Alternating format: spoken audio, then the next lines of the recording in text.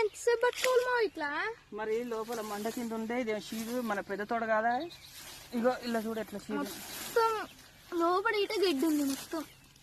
ఇలా చూడు కనిపిస్తున్నాయి కాయలు. ఇలా నుంచి గడ్డి ఇట్లా ఇట్లా గుంజేసి తెంపవలసి వస్తుంది. కాయలే కనబడతలేవు వల్ల పడితే.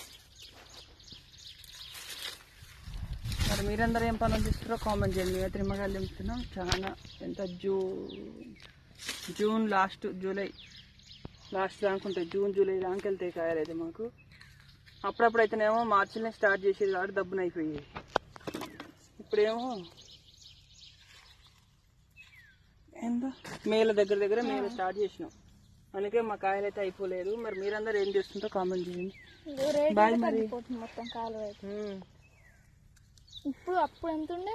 అప్పుడు 2000 పోయింది. మన కాయలు ఇప్పుడు 600కి వచ్చింది. 500 600 పోతుంది.